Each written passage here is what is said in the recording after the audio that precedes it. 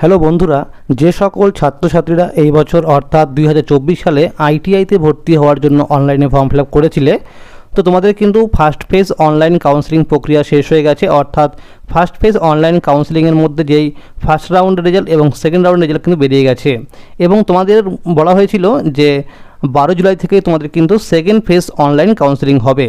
তো আজ কিন্তু 12ই জুলাই, তো এখনও পর্যন্ত কিন্তু ওয়েবসাইটে সেকেন্ড ফেজ অনলাইন কাউন্সেলিংয়ের প্রক্রিয়া শুরু হয়নি। এখানে তোমরা দেখতে পাচ্ছ, এখানে কিন্তু পেন্ডিং দেখাচ্ছে। চয়েস স্ট্যাটাসে ঘরে দেখো লেখা রয়েছে পেন্ডিং। তো এখানে কিন্তু এখনও অ্যাক্টিভেট করা হয়নি লিঙ্কটিকে। তো কখন করা হবে এই বিষয়ে তোমাদের বলবো। বন্ধুরা, আজকে কিন্তু মনে রাখবে ওয়েবসাইটে একটি সিট ম্যাট্রিক্স পিডিএফ দেওয়া হবে। সেখানে থাকবে কোন কলেজে, কোন ট্রেডে এবং কোন ক্যাটাগরিতে সিট রয়েছে। অর্থাৎ প্রথম রাউন্ডে এবং দ্বিতীয় রাউন্ডে কাউন্সেলিং হবার পরে যে সমস্ত কলেজে যেই ট্রেডগুলিতে সিট রয়েছে সেই সিটগুলি নিয়ে কিন্তু কাউন্সেলিং হবে এই সেকেন্ড ফেজ অনলাইন কাউন্সেলিং। তোমরা মনে রাখবে এখানে কিন্তু সমস্ত কলেজের নাম এবং সমস্ত ট্রেডের নাম থাকবে না।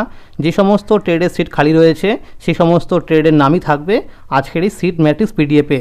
এবং সিট ম্যাট্রিক্স পিডিএফ প্রোভাইড করার পরেই কিন্তু শুরু হবে তোমাদের কিন্তু কাউন্সেলিং প্রক্রিয়া। অর্থাৎ এখানে কিন্তু দেখবে কাউন্সেলিং প্রক্রিয়া যে লিঙ্ক সেটা কিন্তু এখানে অ্যাক্টিভ করে দেওয়া হবে। তখন তোমরা এখান থেকে কিন্তু ফার্স্ট ফেজ অনলাইন কাউন্সেলিংয়ের মতোই কলেজ এবং ট্রেড চয়েস করে নেবে। তোমরা মনে রাখবে বন্ধুরা, এখনও পর্যন্ত কিন্তু আইএমসি ক্যাটাগরিতে প্রচুর সিট রয়েছে। তোমরা দেখতে পারবে যখন সিট ম্যাট্রিক্স পিডিএফ দেওয়া হবে তখন দেখবে যে অনেক কলেজে কিন্তু আইএমসি ক্যাটাগরিতে অনেক সিট রয়েছে। বিশেষ করে ফিটার, ইলেকট্রিশিয়ান, মেশিনিস্ট, টার্নার এবং ওয়েল্ডার ট্রেডও কিন্তু আইএমসিতে প্রচুর সিট রয়েছে। তো বন্ধুরা, এবার প্রশ্ন হলো যে এই সেকেন্ড ফেজ অনলাইন কাউন্সেলিং প্রক্রিয়ার যে লিঙ্ক সেটা কখন অ্যাক্টিভেট করে দেওয়া হবে, অর্থাৎ কখন লিঙ্ক দেওয়া হবে। তো বন্ধুরা, আমরা কিন্তু অফিসিয়ালি সূত্রে কিছু আপডেট পেয়েছি। তা হলো যে আজকে কিন্তু দুপুর 1টা থেকে বিকাল 6টার মধ্যে কিন্তু লিঙ্ক অ্যাক্টিভেট করে দেবে। অর্থাৎ কাউন্সেলিংয়ের প্রক্রিয়া কিন্তু শুরু হয়ে যাবে।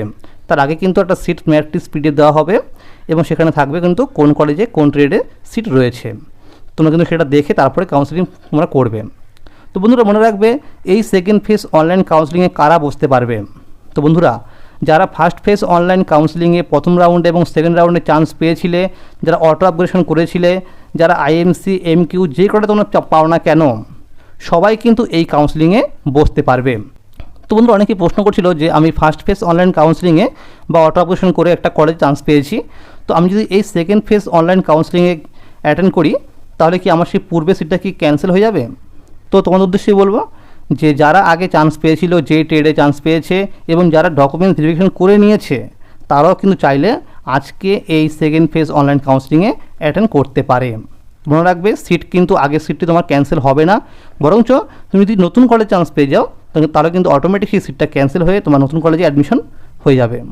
তোমরা মনে রাখবে যে এই সেকেন্ড ফেজ অনলাইন কাউন্সেলিংয়ের প্রক্রিয়া কিন্তু 12 তারিখ থেকে 18 তারিখ পর্যন্ত চলবে এবং এই কাউন্সেলিংয়ে কিন্তু থার্ড রাউন্ড রেজাল্ট বেরোবে 22শে জুলাই এবং ফোর্থ রাউন্ড রেজাল্ট বেরোবে কিন্তু 29শে জুলাই।